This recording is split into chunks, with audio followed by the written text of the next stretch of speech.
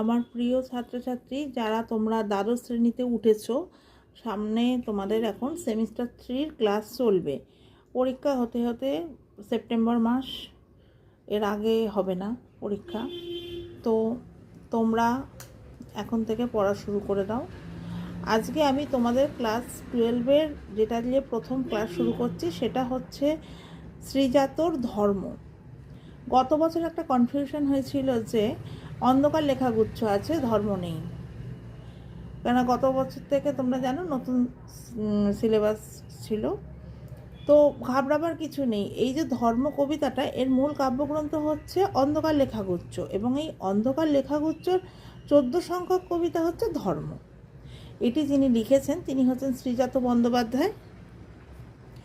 উনি আমাদের কলকাতাতেই জন্মগ্রহণ করেছেন, এবং উনি, তোমরা দেখবে বইয়ের নিচে যে টেক্সটের নিচে যেটা কবি পরিচিতি থাকে, উড়ন্ত সব জোকার বইটার জন্য, যেটা কবিতার বই, আনন্দ পুরস্কার পেয়েছেন। ঠিক আছে,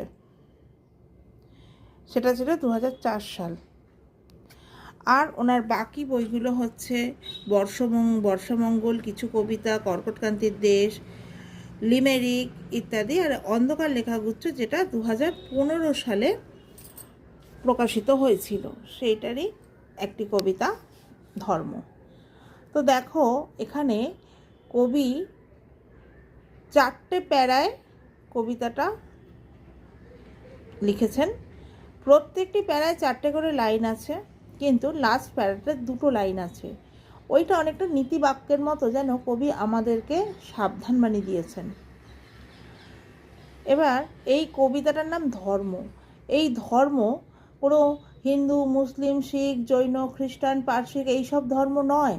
এইখানে এই কবিতা বোঝাতে চেয়েছে ধর্ম যেটা মানবতার ধর্ম, মানুষের ধর্ম, মনুষ্যত্ব। তো আমরা সকলে মানুষ, কার কি ধর্ম সেটা এখানে গুরুত্বপূর্ণ নয়। গুরুত্বপূর্ণ এটাই যে আমরা সকলে এক ধর্ম, আমরা সবাই মানুষ, আমাদের সকলের গায়ে লাল রক্ত প্রবাহিত হচ্ছে। সেটা কোন ধর্ম, কোন সম্প্রদায়, সেইগুলোর কোনো মায়কা রাখে না।